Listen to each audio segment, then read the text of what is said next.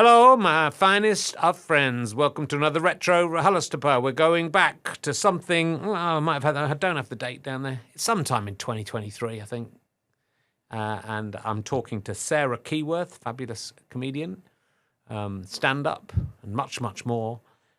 These podcasts are going out again, in case you missed them the first time or you want to listen to them again. But also, if you go to YouTube, if you're not on YouTube as I speak, then you can watch the full video for free with no adverts, as far as I know, unless YouTube just stick them in. None of that money comes to us if they do. If you want to help support us with some money, gofasterstripe.com/badges is a great way to do it. Or come and see a live show, richardherring.com/RHLSTP. Lots of fun. We've got some big names coming up, I am sure. So buy your tickets if you can. If you don't want to, or you live too far away, that is also acceptable. Though people have flown in from places like Canada and Europe just to watch my podcast. So think about that as you sit in your chair in Australia. All right, sit back, relax, and enjoy another terrific retro RHLSTP. Ladies and gentlemen, welcome to the Leicester Square Theatre. Please welcome a man whose one testicle is growing its own testicle. It's Richard Herring!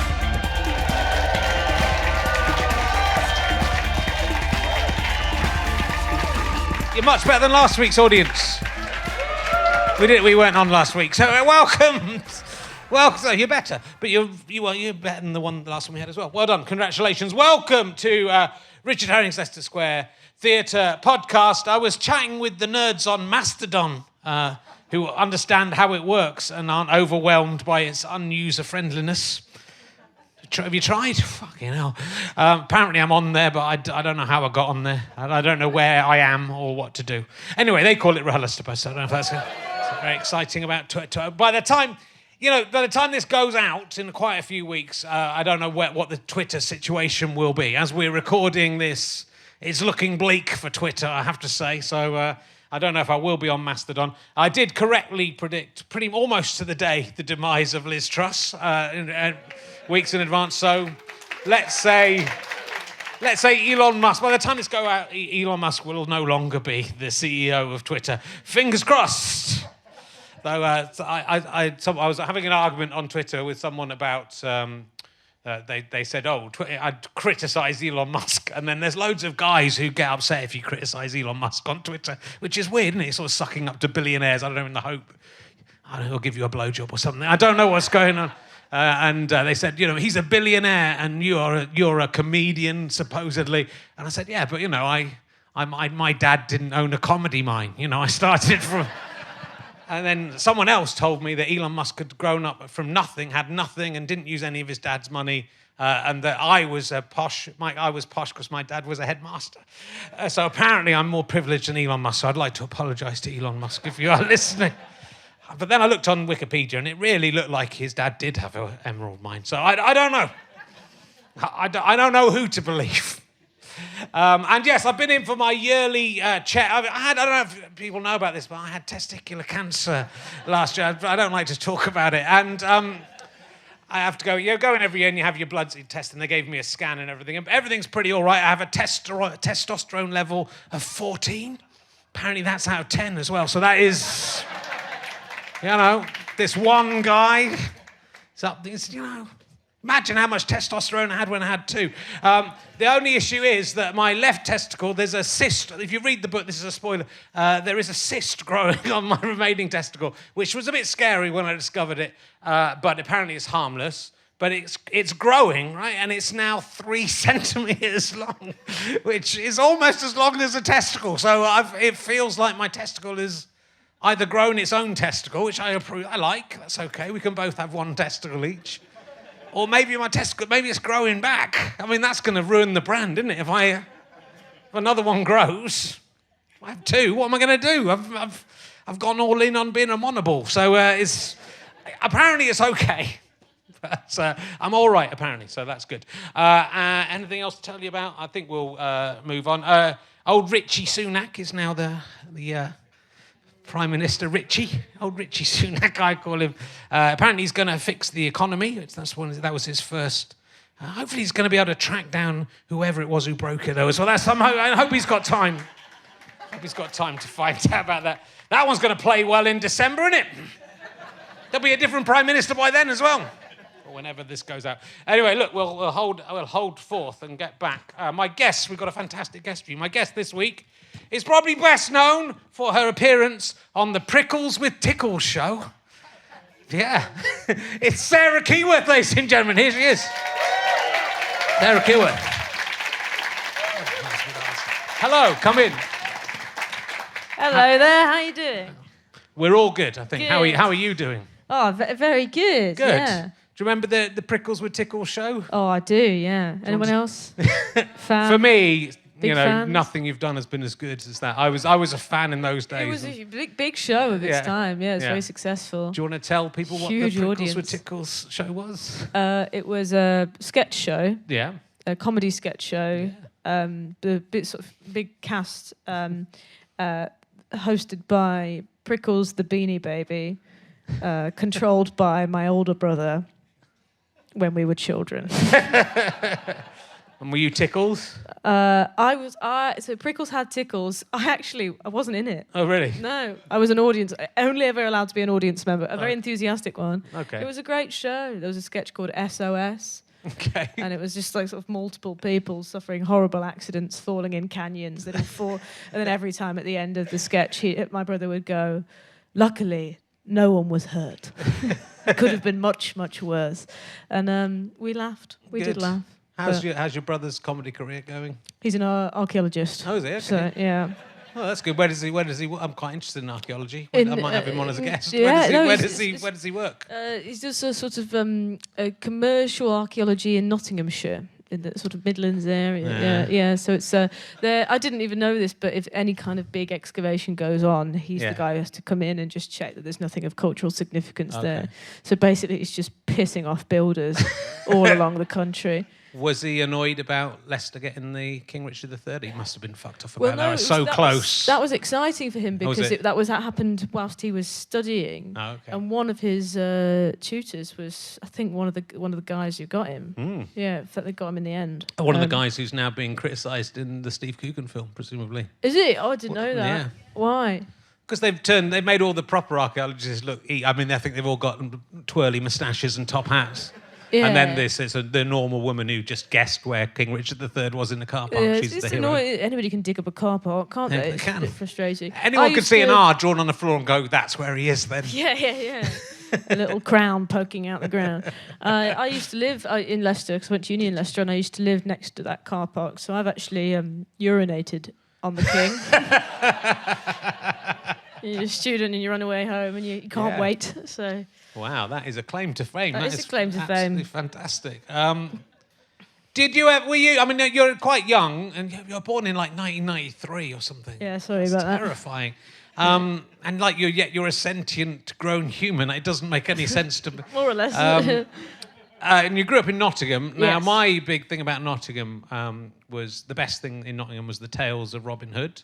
Are you The immersive old? experience. Yeah. Do you remember that? Oh yeah, I went a lot. Yeah. It's good, wasn't it? Really good. Yeah. Yeah. Why aren't you furious that they closed it down and turned it into a Tesco? No, I don't really. I think it really went to the dogs. Did you? Yeah, it sort of fell because I used to go as a teenager because it was free to go in. Okay. And we'd just go in and they'd be empty. It'd be really strange. And then I remember the Sheriff of Nottingham picked up my friend off the ground and dangled her upside down. And I think that was probably when they shut it down. Right, okay. Yeah. Well, he's in character. That's the kind of thing he would do. Yeah, he did. Yeah, but she was sort of 14. And he shouldn't have done it. He shouldn't have done. Yeah. Well, the Sheriff of Nottingham shouldn't have been nasty to Robin Hood, should he? That's true, but this guy was an actor, so yeah. He's just in his role. Yeah, he's probably being paid minimum wage. Yeah. So he was kicked out immediately, and he shouldn't. Yeah, it was a mistake. Did you find it offensive when you went into the Tales of Robin Hood and the first thing they said was, "You are about to leave behind your humdrum life"? That was when I went in. That's the first thing their voiceover says. You're about to leave behind your humdrum life. That might have just been you, you know. Yeah. Well, I think my I life. don't think they said that to anyone I think else. my life's better than the Robin Hood experience. Yeah, I think my life's more exciting than that. Well, having seen the Robin Hood experience and having met you, Yeah. This was me in the 1990s, actually. No, Okay. it was worse, actually, in the 1990s, I have to say. So there we go. Look, Sarah, you've been doing a lot of fantastic work. And I'm quite interested in this because the whole COVID thing, right? I was thinking it was as well as the many other victims of COVID. Let's forget about them for the moment. As a comedian, I was thinking the kind of people who were looking forward to the 2020 Edinburgh Fringe and thinking this is going to be the Fringe where my career massively takes off. You'd basically done the 2018, 2019.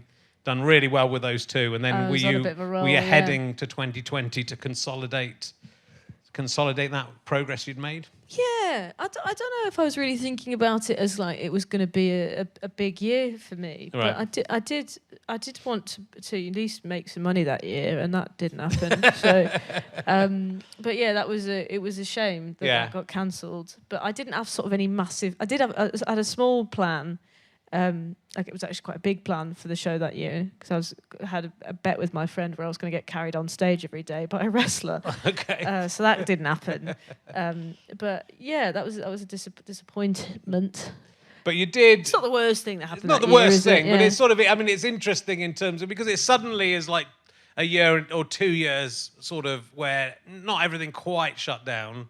But where, you're rolling along and then there's this dip and then you have to pick yourself up again, I guess, afterwards. Yeah, I will have to pick myself up at some point, I think. Point. Yeah. I'll figure it out. I'll get there eventually. Yeah, I mean, I think it knocked us all out a little bit. And I think I was on a bit of a treadmill with comedy where I was like, I just do the next thing, do the next thing, do the next thing. And it has taken me a bit of time to work out how to kind of like figure out what I'm doing again now. Yeah. But I think I'm getting there. Yeah. They're laughing, so I think somebody booed then. So that's a good sign. Well, it did change. I mean, a lot of things changed. So you were going to do quite a knockabout fun show, having done some quite serious shows about gender identity. The plan was to do a silly show. Do a silly show. I was going to get carried on stage by a wrestler, and the show was going to be called Lil Keys Big Jokes, and it was just going to be daft. It's going to be the daftest show we could possibly create. Yeah. And then that didn't happen. And then my third show, what I eventually did this year, was really fucking miserable, actually. It was a miserable show. It was a good laugh, but it wasn't a fun show. Yeah. Yeah. So it's quite interesting that changed that it changed direction for you. Again, partly COVID, but personal things happened in your life, and you lost a good friend and the director of your show, Paul Byrne. Yeah. So he was the one I told I was going to get. He was the one who wanted to get me carried on stage every day by a wrestler. And so I talk about that on stage, and I say I made him this promise that I was going to do that. And obviously now because I talk about him passing away because he died in February in the show and my experience with grief and things like that. I told you it was miserable. And and so I say in the show, it's oh, bless you. It's allergic to seriousness. That yeah. Well, strap in. Get yourself a Piriton because we're going for it. But I did say in the show, getting carried on stage every day by a wrestler when your life is going well is a lovely bit of fun. But getting carried on stage every day by a wrestler when your life is falling apart is a distress flare in the sky. It's not quite the same. I come out crying. It looks like I've paid a big, strong man just to hold me. So she just needs somebody with her the whole time. So. I would pay to see that show, I have to say. So hopefully it's in there. But you did do a Radio 4 show during lockdown, right? Which I've listened to. Are You a Boy or a Girl? Yes. Which I had to do this morning, and it's nice for 50-minute episodes. Yes. Yeah. And that was really good fun because we did it in the BBC Radio Theatre. Yeah. But we did it with an audience on Zoom. Yeah. So I stood in an empty room, and then we had live reactions from they could see me and I could hear them, and there was only a split second of a delay, so it was like doing a real gig, but they weren't there, which was very strange. Yeah. But good experience. Yeah. And so what would you say what were you attempting to achieve with this show, Are You a Boy or a Girl? It was quite a ambitious show for 50-minute parts. I wanted it to be the show that somebody who's struggling with their gender identity could play to their nan. Yeah. And be like, this is kind of what I'm going through. So very sort of entry level explanation as to what it is to be queer or non-binary or not necessarily identify with the gender that people have been telling you you're supposed to be. Yeah.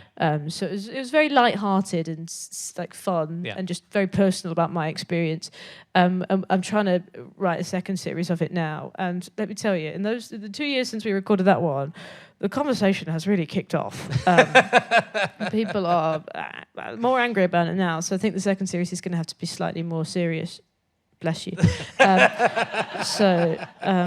But we'll figure it out. But yes, in the 2 years, I think around mid 2020 was when she who shall not be named started sort of popping off on Twitter about trans people. Sure. And she's really sort of lit the fire under the horrible debate about it now. So yeah, the world has changed quite significantly since I recorded that first series of that podcast. Sure. That radio show. So yeah, it's going to have to be. I can't make silly jokes about fannies anymore. I'm going to have to say something fucking smart. So we'll dig deep. If you've got anything, I haven't got. Let me know. I haven't got much. The only time I've entered this debate was to say, surely we should just call people whatever they want to be called. It's polite. That was my tweet. Richard, you can't say that. It tweet that. It took about 20 minutes for someone to accuse me of wanting to go into a change room to look at teenage girls changing as a result of that. So you're a rapist. You are. I'm keeping stum about it. Yeah. I'm not going to say a thing about it. I know Twitter is falling apart at the moment, but I don't think it's the best place for reasoned conversation. Is that a hot take? Should we call that? But yeah, no, I've sort of tried. I've learned I've been taught my lesson about trying to, which is why having an opportunity to do things like a radio show and things like that is so lovely. Is because you get to, nobody can interrupt me when I'm doing a radio show. I just get to say what I want to say and then put it out, and then the people who want to hear it can listen to it, and the people who don't want to hear it can listen to it, and then they can tweet me. But yeah, so it's. But I think, as you say in the show, which I was sort of surprised because you grew up in the 1990s and the early 2000s, and so you would kind of hope this wasn't true, but obviously it was true that on the media there wasn't anyone you could really identify with as a kid that felt like you on TV. Really. No. I say in the radio show that when I was a kid, the only lesbian I knew of was Jo Brand, and she's not a lesbian, so she just had the haircut.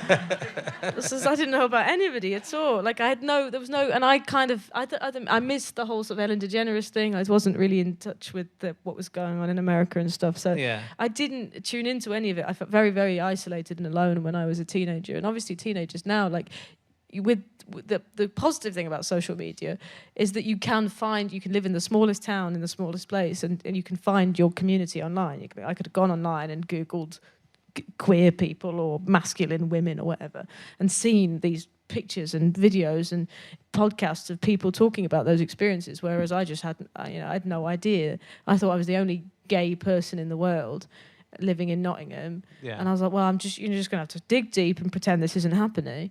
And it's really nice to just be able to like counteract that in some way and be a part of positive, getting messages from people saying like, this radio show has been really influential to me, and I've come out to my family, or I've played it to my mom, or I've played it to my grandma, and it's been really useful. It's so nice. And if I'd had that when I was younger, it would have cleared up a lot of stuff.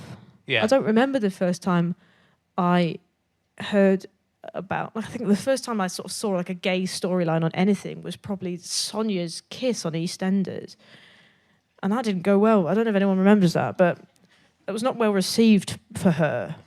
I think she was called some names, right? So I wasn't sort of sat watching EastEnders with my mum thinking, this is going to be good. Yeah. I I think things have moved on in the comedy world, at least. It does feel like that now.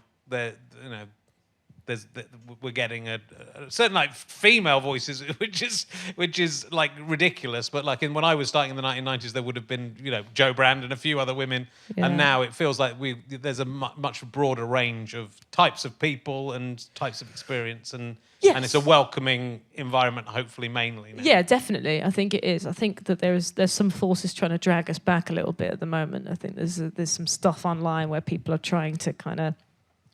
That's the flip side of the internet, is that anybody can say anything about anything. But the comedy industry is definitely better. But it's weird. I've said this before on other things, but like when I started doing stand-up, I identified as a lesbian comedian. I don't necessarily identify with being female in any way, but I was like, I'm a lesbian comedian, and I thought that a lot of the sort of legwork of gay rights and things like that, and representing lesbians had been done. I was coming like hot off the heels of Susie Ruffle, Jen Brister, Zoe Lyons. They were all working, and I didn't feel like I was being particularly groundbreaking in being a lesbian comedian. Whereas now, I'm a non-binary comedian, and I'm having to do a bit of fucking introducing myself to people, and I didn't want to do that. I didn't want to be a sort of a leader or anything like that. I just wanted to come out and tell some jokes and stuff. Yeah. So I'm having to kind of be one of the first to come out and say, this is who I am and this is how I identify. Which is really fucking annoying.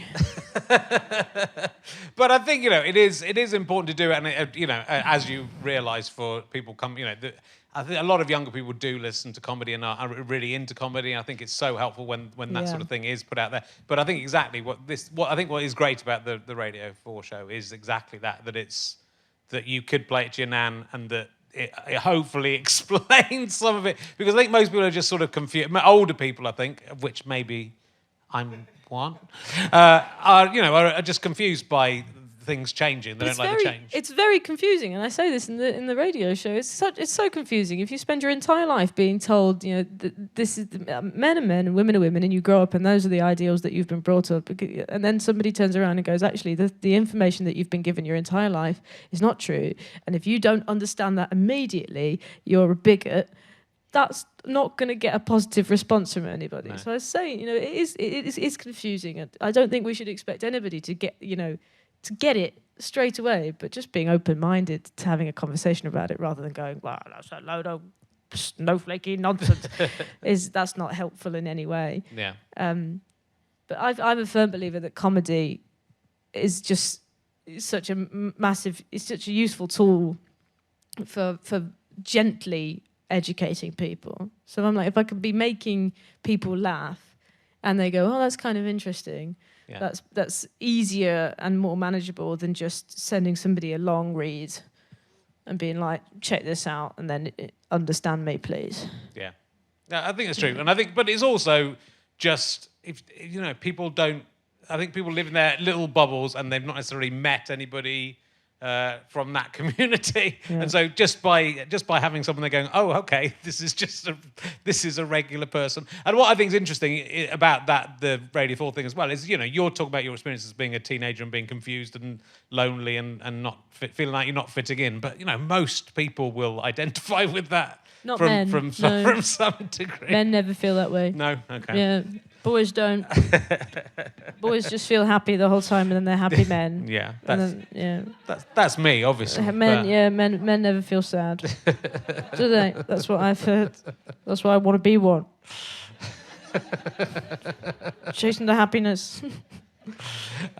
Look, let's. I've loved you on Roast Battle, and I know the relationship you had on Roast Battle is now broken up. Yeah. But you did a very funny thing on Roast Battle. Yeah, it's awkward now, isn't it? Though it is a bit awkward. It's awkward now. Yeah, because at the time it was a joke. Yeah. Now it's true. But yeah, that was I went on a roast battle in 2016, right?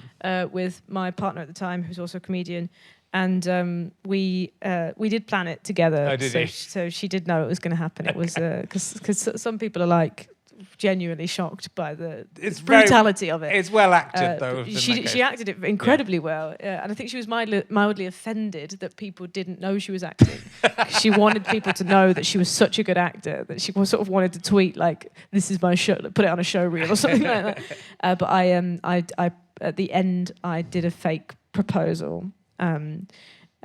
Sort of did a big long speech about queer representation and how special it is that, I know this is a roast show, but it's really special that two queer women can be on TV at the same time. And then I got down on one knee and said, "I will never marry you." It's a roast show. It was funny. People laughed. You feeling the awkwardness now as well. But it was planned together, so she did know what was going to happen. But that was my first television experience actually. Yeah, and that did kind of do the rounds online. Still does the rounds online. Yeah, it's a really good bit of TV. I mean, I was on Roast Battle, and it's sort of a weird show because there is an element of subterfuge, and you've checked with each other whether you're sort of happy with some stuff. People didn't. That's the crazy thing about that show is that there are some roasts where they just went off and wrote their own stuff. Right. Whereas, I was literally sat next to my partner writing them at the table. And so we were like, well, let's just plan it, like choreograph it. Let's put two minds on this and write a great roast, which I think made it more fun as well because everything we said was consensual and I found it funny and she found it funny, whereas some of them you watch them and you're like, I don't know if anybody's having a good time in this. Yeah, well, it's finished now. Yeah, it is finished. Yeah. And you've done a lot of the TV things. So were you on the last ever Mock the Week, or you were on one of the later, the last series? I was in the last series, yeah. I did it last November, I think, yeah. Yeah. How did it? I was watching a best of it, and I think you cropped up on that, and it was... It was, I haven't watched Mock the Week for ages, and it was really... I mean, it was a best of, but it was really funny. It was good, wasn't it? Yeah. It was a good show. I think especially when it started getting newer, I think it got a bit stultified, and then they started bringing on newer comedians, and it completely changed. It sort of the tone of it changed quite a lot. I think. It's a real shame because some of the best bits of that show are the sort of stand-uppy bits. I think this panel show format is done in quite a lot of different places, but the actual platform for stand-up, there's not many platforms for UK stand-ups on television.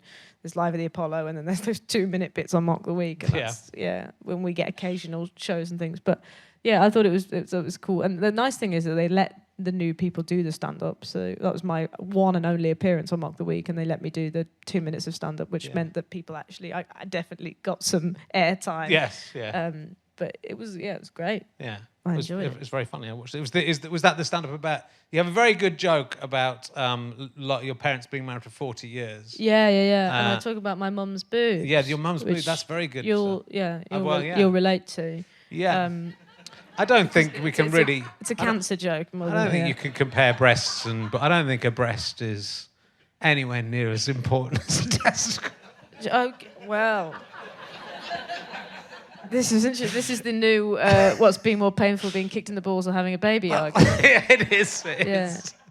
I think honestly, losing a testicle, if you have to get cancer, get some testicles and then get it in your drop a testicle, would you say? Yeah, I guess you can't. But the only thing is she could have a reconstructed breast, whereas I guess you can't have a reconstructed testicle. They offer you a prosthetic. Do they? Yeah, but God, you didn't go for it. I didn't. I'm proud of what I am. Yeah. Do you feel slightly off balance? It's settled in the middle, so I'm. Has it? Yeah. This is a real education for me because I would never have guessed that. I figured it would have just hung by itself. Yeah. Well, that's nice. My mum, Did your mum settle in the middle? Well, no, because she had one bit, but so that probably kept it. But I imagine it would have migrated over it. Eventually. My mum called me today and said, "I hear you're doing a show with Richard Herring tonight." She said, "I heard him on the radio the other day talking about his book and his balls." So she'll be pleased to get a little look in today. I had a joke about my parents were married for now we're probably nearing 50 years. Right. Because that's how time works, isn't it? It is. Keeps going. But yeah, they've been married a very long time. It is, but I think you're right. You sort of argue that the secret of a long marriage is for one of the people to give in. The weakest one must give up. Yeah. Yeah. I think that's and I think it's very true. I think so. You can't have two opinions in one place.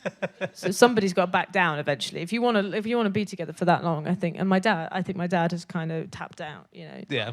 He's walking around and he's talking, but he's gone. It's usually the dad. I think it will be. I've only been married for 10 years and you're still both fighting your corner at 10 years. But I think within another 2 or 3, I'll give in. Yeah, I can see it. I can see it's leaving you, actually. Yeah.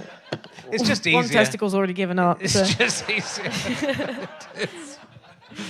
Just bit by bit, I'm escaping. It's like dropping off. Yeah. This could have been a way to escape from a prisoner of war camp when it just bit by bit, one bollocks out, and then... Yeah, like the hands in the Addams Family. Just... Eventually all gets posted home, put back together again. Let me ask you some emergency questions to get us off cancer.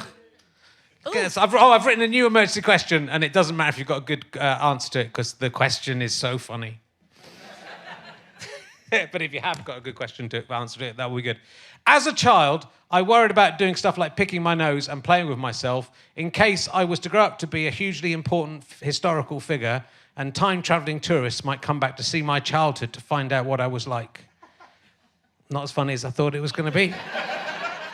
What was the most ridiculous / narcissistic thing you believed of yourself as a child?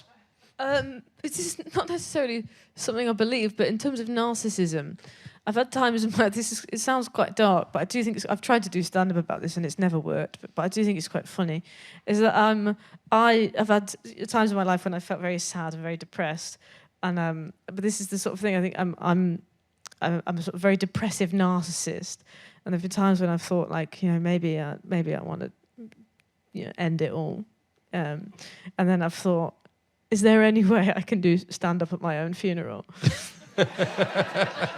Can I pre-record it in any way? Because I don't like the idea of other people getting to talk, And what a gig it would be. It'd be a great crowd, wouldn't it? It would. It'd be the gig of my life. Well, not, but I think, they'd be on side for that last show. It'd just be a shame that I couldn't be there. The drinks afterwards and everything. I bet someone has recorded something, and I bet it was a stand-up comedian who will have done it. It is a good idea. I mean, you said, and this is sort of does go back to what we were just saying, but you said in the Guardian interview, I think, when bad things happen, there's a lot of comedy if you look in the right places. So definitely. So I think. Yeah, I mean, my friend Paul Byrne. Yeah. He was cremated, and when his body was cremated, he got to choose the song, and he chose "Burn Baby Burn," Disco Inferno. So. Which is incredible. It's amazing, and it's a pun as well because his name's Burn. So it's 2 jokes in one. He really went out swinging, which is very, very. And the laughter in that crematorium was unbelievable. It was very, very funny. So I do think it's ample opportunity for jokes. Yeah. Well, I think but it is that mix. A funeral is you want to be able to laugh, and funny things do happen at funerals, and people do laugh. Yeah. Sometimes inadvertently, sometimes planned, but it's sort of is necessary, isn't it, to be able to. Well, I'm trying to write about this at the moment because my as I say, my mum and dad have been together for a very long time, but. So they got married in their early 20s, but then they didn't have me and my brother till they were like in their 40s. Oh, really? So all of my aunts and uncles, my dad is the youngest of 5, all of my aunts and uncles are sort of elderly now. Yeah. And we, two of my uncles died in the same week, right. Just before the Edinburgh Fringe. It was a duel.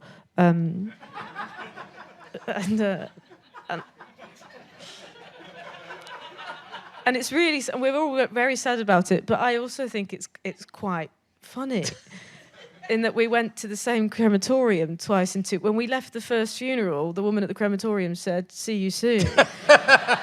And she was right, we were going back, and you started to think, my dad asked if they do loyalty cards. It's that sort of thing where you're like, this is ridiculous, and we are going to keep having to come back and do this, and we might as well laugh about the absurdity of the situation. Yeah. Because otherwise it's just fucking shit. So I think so, but also, presumably that's helpful if you are having those dark thoughts about yourself, and then you manage to find some humour in that. Hopefully that will help you move away from the dark thoughts, right? I mean, it's very comforting that I think so highly of myself that that I think it would be such a shame to not be at that party that I then don't kill myself. Yeah. Right?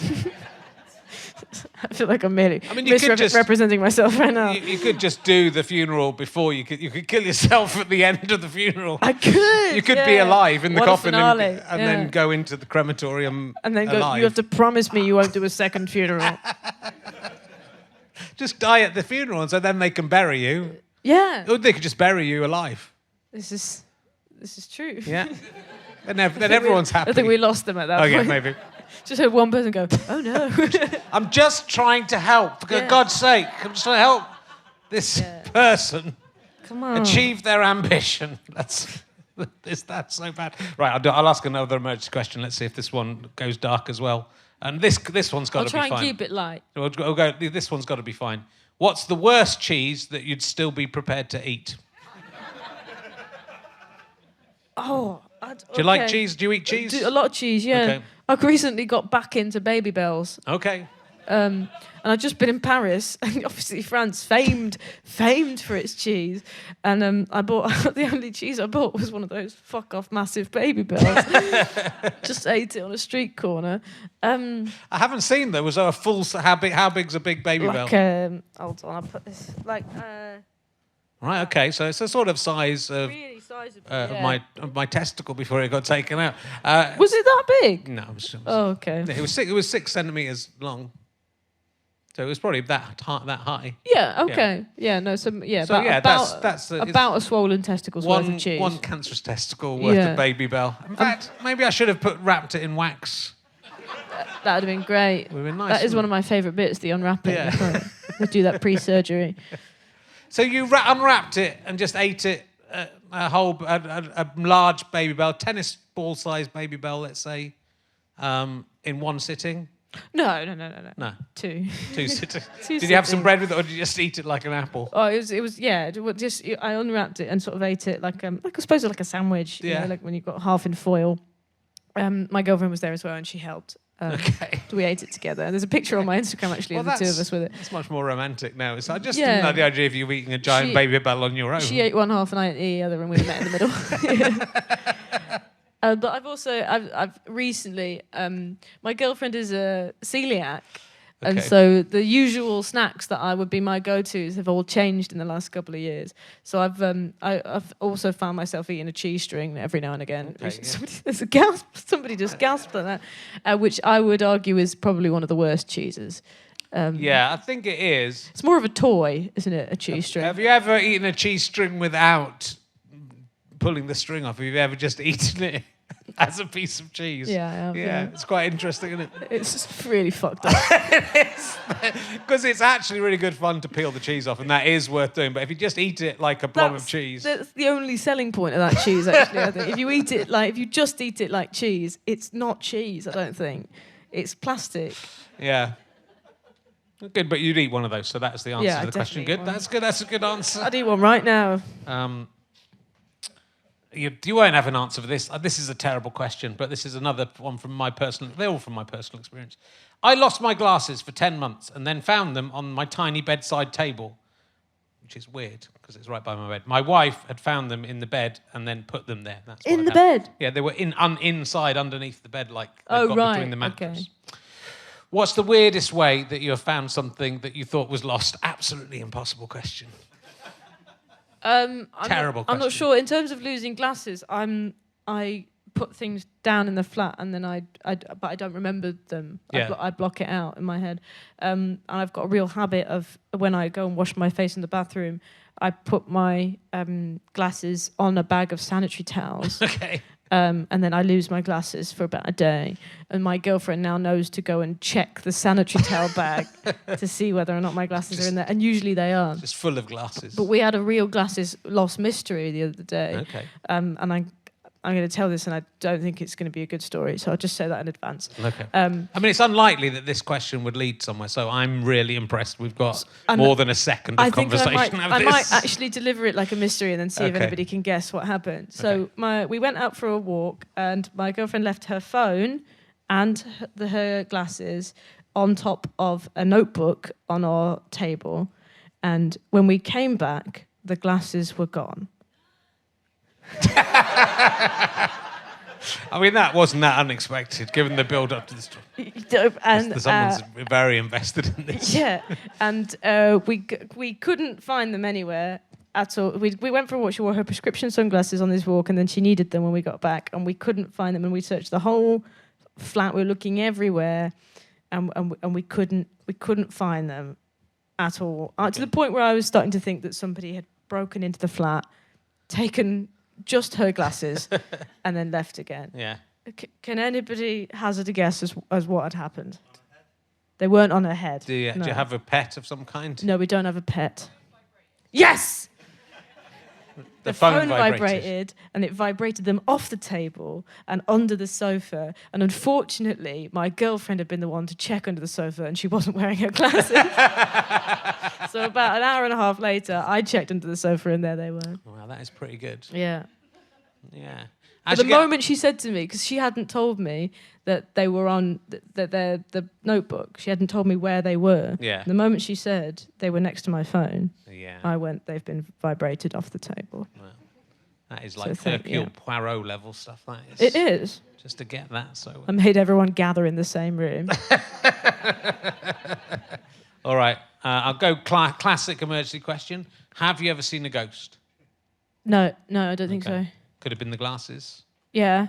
So did you consider ghost before you thought about the phone going? That a ghost had come and taken the glasses? I'm ashamed to say it crossed my mind. Because you don't. I think I don't really believe in ghosts, but then they're not real. But I think there might be somebody living in my wall or something. Yeah, that's more likely. Because there's a cigarette smell that keeps wafting through my spare room. This sounds like a ghost.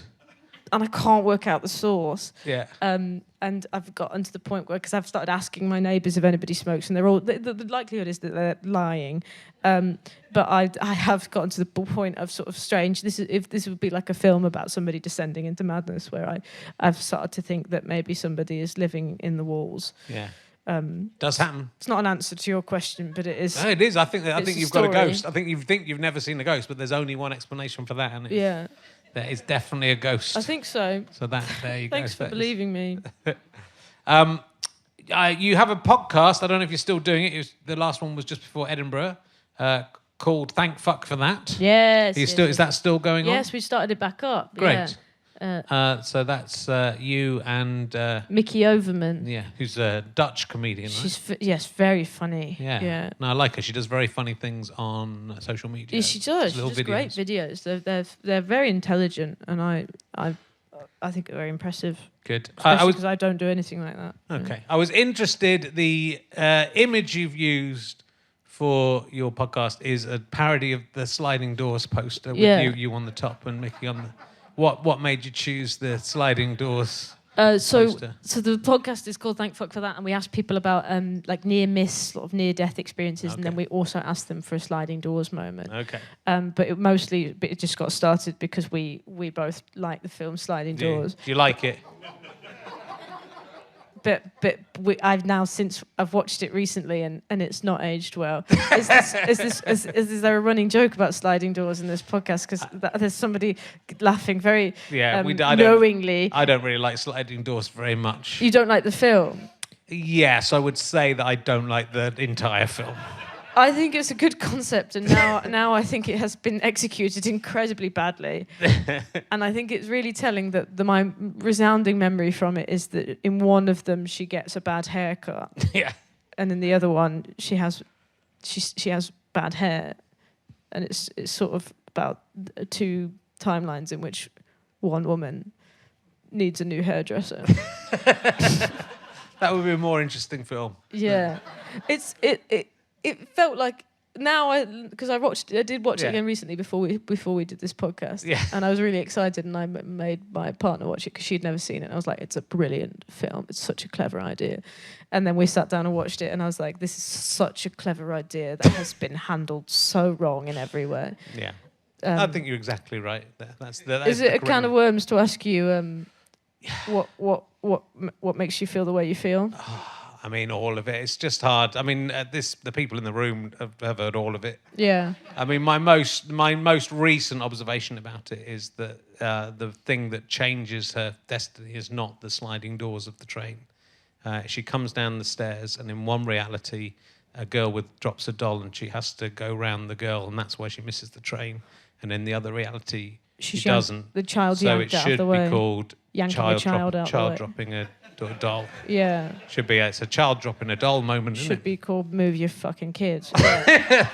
So that's just the start. A little less poetic, though, Yeah. isn't it? And and if one thing changed in the universe, if we changed one thing now between here and now, everything would change. But in this universe, even though John Hannah's on the train with her, he still turns up at the bar at exactly the same time in both realities. His whole reality would have changed as a result of her being on the train or not being on the train. So he wouldn't arrive at the bar at the exact same moment with the exact same conversation. His life has already changed. It's just a bit of fun, though, isn't it, Richard? Yeah, That's the it's thing. Also, it's not a bit of fun. There's no fun in there. It's just nice to sort of speculate about these things, isn't it? What about... You know, when you stay with your partner, you go, oh, you know, if we hadn't met when we met, do you think we would have found each other in a different way? You wouldn't have done. No, but we might have done. No, you wouldn't. We might have done. Might have Change done. one thing, everything changes.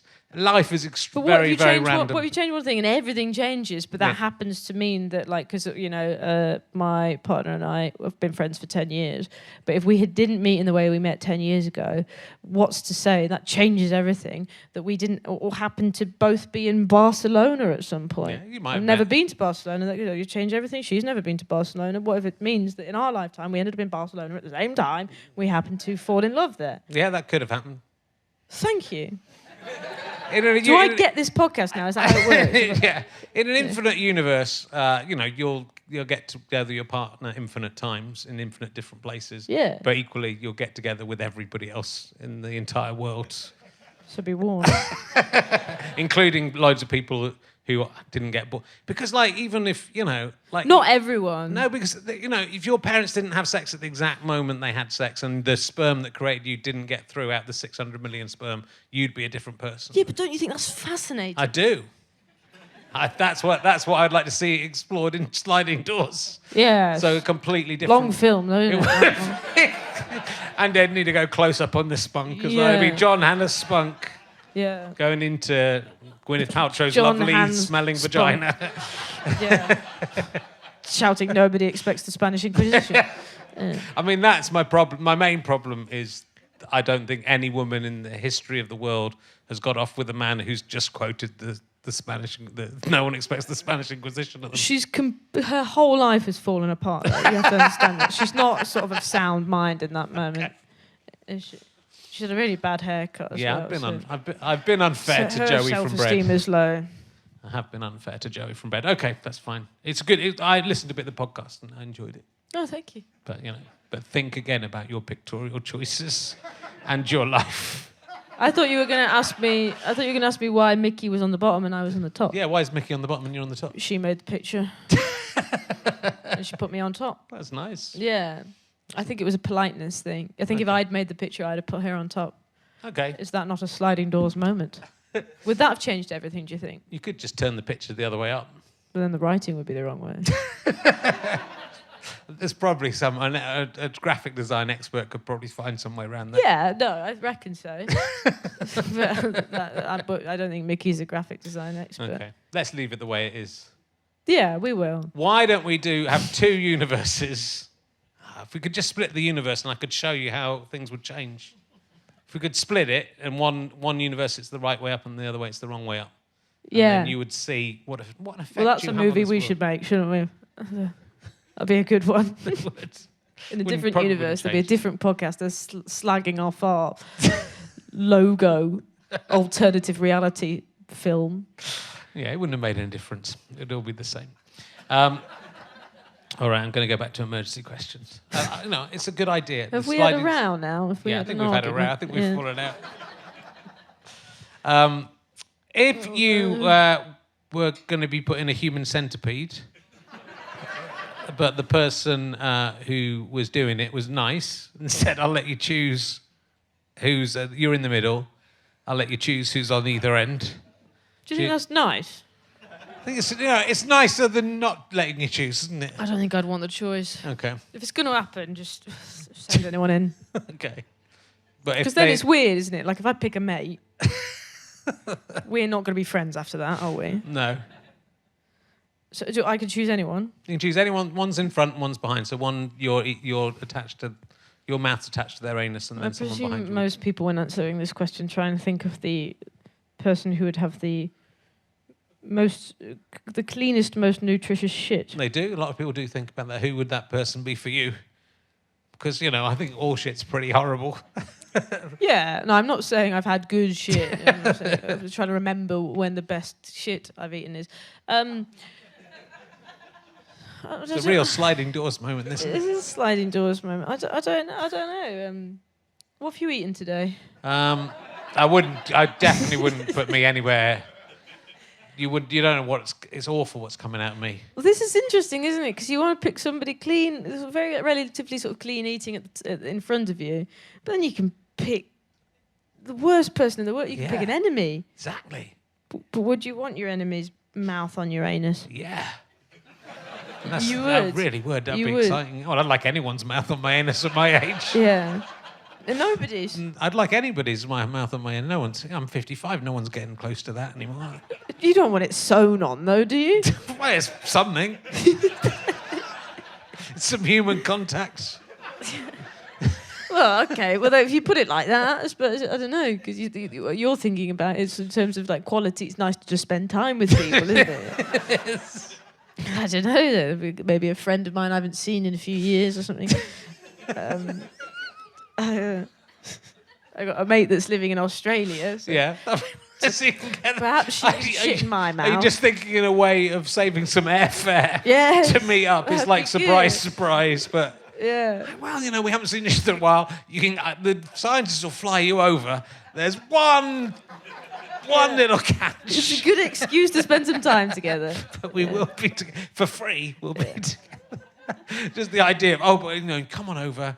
Yeah, you will have your mouth attached to my anus. Yes, what do you mean you're not coming? This is a great idea. Yeah. Also, because I know lots of people who, when they do sort of long-haul flights or go to different places, they don't shit for a few days. Yeah. So, yeah, all right. Get them up front. I'll choose my friend who lives in Australia. Yeah. Yeah. Hoping they'll And it'd be lovely to see them. Yeah. To see them. Yeah, ideally my friend who's been on a long-haul flight, who's only eaten the sort of horrible airplane food and things like that. Because also, what really is that'll probably be still intact by the time it gets to me. Now you're disgusted. I think at worst it'll just be like eating a cheese string that you haven't pulled the strings off. Yes, that's true. And Do you think you'd be able to, if your mouth was sewn to your friend's anus, they'd obviously be able to talk because their mouth was through it. Do you think you'd be able to communicate? And do you think maybe that, because I don't know whether you'd be able, it's hard to know, isn't it? But maybe just by the vibrations would be enough to, because like if you put your fingers in your ear and talk, you can still hear yourself. Like you're underwater, yeah. So do you think you're suggesting that they will be able to hear or sort of intuit what I'm saying? I think it might just be like through the vibrations up their anal cavity. Yeah, I think it might be like 2 tins with a string in between. Oh yeah, that would be. Yeah, I imagine so. We've never gone this deep into this question before, I have to say. Well, we have gone very deep. Most people just pick a couple of names and move on as quickly as possible. But it's much better by. How long are you sewn in for, or is it? I think a permanent thing? I think it's till death or rescue. Oh right, okay. I don't think. I don't know, because you've still got your. I've never seen the film. It sounds disgusting to me. No, I've never. It doesn't appeal to me. It sound unpleasant. Yeah. It's a very unpleasant idea. I wouldn't even like to talk about it, let alone watch it. Yeah. But if you got your hands free, presumably you could just get some scissors and cut a bit of. I can't imagine. If you had to free your mouth from the anus of your friend, would you cut off your lips or would you cut off their anus? Well, I'd obviously cut off their anus. Okay, yeah. But then again, that's rude, isn't it? They've travelled all this way. I don't know, mate. It's maybe to do one of each. No, because then I'd still be. half an anus and half a lip. So But you then would if I- you'd have if I- you could have a lower lip and a top lips and anus. But then do I have to Half live an the rest anus. of my life with their anus on my lips? I mean, that possibly, but probably the hospital would sort that out Oh, okay. if you escape. It's a hypothetical question in some way. But it is worth thinking about. It is worth. It's good to have a plan. It's worth working out what you're going to do. I've got another emergency question for you. Doing well. If you could go into a chrysalis, dissolve, and come out as anything, that's what a caterpillar does when it comes out as a butterfly. Does it I'm letting dissolve? you. Yeah. No. Didn't you even know that? Dissolves. Well, that's what Jos Norris told me, and I believed him. It dissolves, but it still remembers everything that it did as a caterpillar, but then it turns into a butterfly. That bit isn't important. If you could go into a chrysalis and come out as anything, what would you come out as? Your lost testicle. I'd be very famous. I don't know. No. What would I? That's a good question. It is, isn't it? If I could be anything in the whole It world, could be anything. It could be you, just transformed. It could be It could be a different thing than you.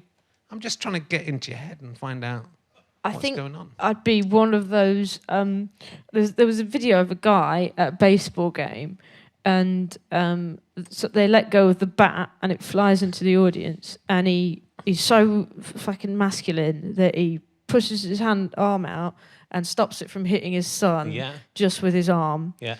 I'd be that guy. That guy. Yeah. That's good. That's the kind of masculine I want to be. Okay. And then I want to be that guy specifically who has that video, because then I just show that at like every funeral. Yeah, and at if at your funeral, people could throw bats at the My children. coffin. Yeah. You could try and catch them. Yeah. That's interesting. That's interesting. Out of all the things you could have picked in the world, what an interesting thing to. I don't know why I thought about that. Yeah, but that's why. That's not correct as well. That's not true. No. You know, like if you gave me a chance to think about it differently, I wouldn't. I don't even know that man. But see, what's interesting is that what comes up straight away. Yeah. It's an interesting idea about masculinity. I mean, how many men really like that?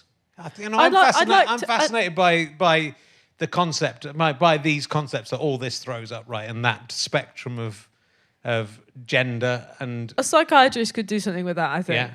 I'd like to have like good instincts. Yeah. I don't think I have good instincts. Like if something but I'm a man something and I goes don't- wrong quickly. I don't have good I'm not. No, but good that's why I want to be that one. I know, That's yeah, not why I but- said I want to be you. I Like, know. But Yeah. I'm still technically, even though I've only got one bollock, I'm still technically a male. Yeah, I am finding you more attractive these days. It's just 50% more. working I figure if I'm halfway between, I've got more chance Yeah, of yeah. attracting either side over. That's true. That's my That's plan. why you mentioned it so much. But it's interesting because I would like to be that. I would like to be a man who's able to save a child from getting smashed in the face with Yeah, a baseball I guess bat. it's not Who it's not wouldn't? specific to men, really, is it? I just want, because there's lots of women who have this as well. There's lots of lots of people who have this instinct where it's just like something happens and like something flies at your head and you Yeah. catch it, or you like. I want to, because I have very strange instincts where I flail about, or I'm not. I tap out a lot in my head. I was on the Eurostar yesterday, and I was trying to put milk in 2 teas, and I was so tired that I was tearing open these packets of milk and just squirting the milk into the bin. And this French man was just watching me do it, and I looked up and realised I'd been doing it, and I was so embarrassed, and I thought, that man with the baseball bat would never have done this. And I had to ask for more milk because I'd put it all in the bin. And I guess I want to just be one of those people who sort of seems to be a bit more capable of things. Yeah. I mean, start small. Don't put milk in the bin. I reckon you can manage that. You'd think, I but think you just should really just leave concentrate next time yesterday. you have milk and don't put it in the bin. yeah, what a waste That's of a milk. start. Just work your way up gradually to these things. Don't go straight to trying to catch a baseball bat that's flying at a child's head. No, Don't do that true. first. Don't volunteer. We're going to throw this baseball bat at this child's head. Who wants to stop it? I won't put my hand up just yet. But yeah, I think it's interesting, isn't it? I think it is very interesting. You see those videos of people being like jump scared and they just punch the person in the face. Yes. I want to be that. I want to punch a clown in the face. That's my dream. I think you can live that dream. No, I won't do it. I won't do it. If somebody makes me jump, I run. Which is a good instinct, I suppose. It's better than, like, I don't know, just lying down. But it's better than punching the clown, because the clown might punch you back, because the clown is still a human being underneath, and once punched, may punch back. I suppose. So running, I think running is a very good instinct. That's true. To have. That would be my survival advice. People tell me that these instincts change when they have children as well. Yeah. And so when you would have run, you'd now. I think it was. I thought I was about to say one of my friends was saying, but I actually think it was an interview with Blake Lively. Okay. We're not mates. And she was saying that, like, she previously, if she was walking down the street with whichever Ryan is her husband, and if something happened, she'd sort of step behind him and let him protect her. But now that they've got a baby, she finds herself putting herself in between the whatever's happening and the baby. Yeah. So maybe it's just that if I ever were to have a child, I'd find these instincts within me. I think if you have a child, run away with the baby. I still think running away is the best. I think if I have a child, it'll end up in the bin. That sort of thing. It might do. Don't put a child. But at least the milk won't be there. Don't put the child in the bin. Yeah. It's easy to do. My son got in the bin the other day, but that's a laugh, though, isn't it? His That's own funny. choice. Yeah, it's a good joke. It is. It's very, very funny boy. My daughter I do a puppet show on a Thursday evening live on Twitch, because I've gone mentally ill through COVID. But my daughter, who's 7... Did you not hear about the Prickles with Tickle show? I'm so on board. It's the same thing. Yeah, I'll be tuning My in. daughter's started coming up and doing the first 5 minutes. She doesn't get... But she's much funnier than I am. Yeah, I bet. I said to her this week, I said, you've got to go to bed, because she was interrupting. I said, you've got to go to bed. She said, why? Because you've only got one ball. I can't beat that. You're like, shit. That was my opening line. Dearie me. So look, what your current show is? You're still mid-tour, right, with your current show? Mid-tour, yeah. Remind me what it's called. It's called Lost Boy. Lost Boy, yes, yeah. Lost Boy. So is that going right through to 2023? Yeah, I think it ends in March. I'm doing a show at the Bloomsbury Theatre in March. I feel sort of bad. I shouldn't mention that in the Leicester Square. It feels like I'm crossing enemy lines. Yeah. Also, it's really exciting because for many years I've wondered what the acronym of your podcast actually meant. And now I know. Now you know, yeah. Yeah. It's Leicester Square thing. I don't have a curious mind, I don't think. So I could have looked that up, but I kept seeing it. For years, yeah. The number of people who tweet, you go, what does it stand for? And you think, well, you could just Google that, couldn't you? I mean, I can tell you, but... But I didn't even do that. I didn't want to know. I think I thought this podcast was called... Yeah, it is called that. Yeah. Well, it changed. When it's not here, it's called different things. Is it? Yeah, so I have to think of... that's annoying, because I've started doing quite a lot of gigs elsewhere, and it's quite hard to come up with something that starts with the letters LST. But I managed, don't I? I'm amazing at it, aren't I? I mean, there's a lot of words that start with LS. Thank you. Someone was really genuinely impressed. Yeah, he's amazing. It's amazing the way he does that. How does he think of 3 words? It's an amazing guy.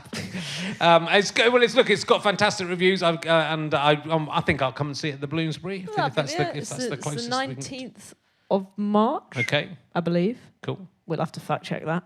But yeah, 19th of March, I believe. Okay, It'd great. be nice to see you there. And are you planning to go to the Edinburgh Fringe with a new show, or is it... I think I'll be there in some capacity. Yeah, I don't know. I haven't really decided what I'm going to do, but I'll definitely turn up there at some point. Great. Yeah. Cool. Look, you've been absolutely fantastic. It's really lovely to meet you. We once stood in a box together in a theatre, but did not communicate. No, we didn't. So it's nice to talk, and we should have talked then. You had 2 balls at that point. I had 2 balls, I think. Yeah, I did. Did you? Yeah, I did. I had a That's why I didn't look at you. I had my ventriloquist dummy with me, and that gig I got my... It was the Clapham Grand, right? Yeah. And it was a sort of in between the lockdowns charity gig. And it was the first time I tried to do something with my ventriloquist dummy on stage, but I hadn't planned anything in it. I think you said that. I think you might have said that to me, actually. Yeah, I think I did. And I left and thought, good luck with that. wasn't great, but it was an old theatre. I think Charlie Chaplin's performed at that theatre. I might be imagining it, but my dummy is 130 years old. was nice to Is he? get him out on stage in an old venue. How did it go? Not well. Oh. It was pretty bad. Oh dear. It was a tough gig that night, though, wasn't it? Yeah. Well, it was sort of weird going back and doing... Sort of slightly half empty. Half and it empty was theatre. table seating and and everybody was afraid. Yeah. It was a tough time. It's hard to believe it happened now, isn't it? Do you think it was just a dream? This guy's still got his mask on. He remembers. I'm having this thing at the moment, and I'm not. This is not me accusing, but every time I see somebody wearing a mask, I start to think. I wonder whether they have COVID. Yeah. And they're out and about with COVID. I doubt you do, and you're probably he's fine. probably just seriously ill and worried about catching COVID, right? Yeah, and just looking after yourself. Probably that. Yeah.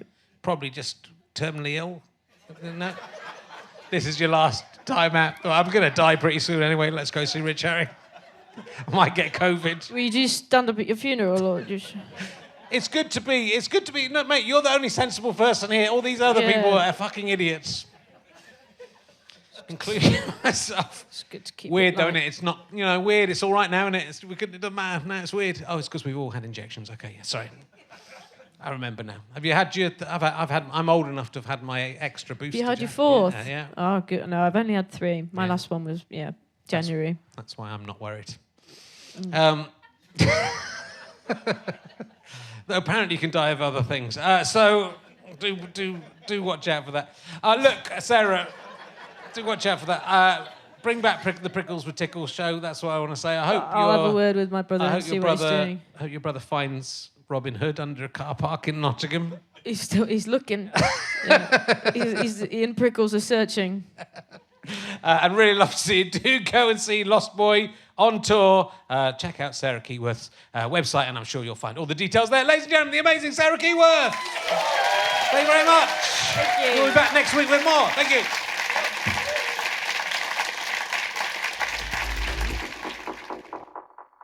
You have been listening to RHLSTP with me, Richard Herring, and my guest, Sarah Keyworth. Thank you to Scant Regard for playing this music so beautifully for us every time.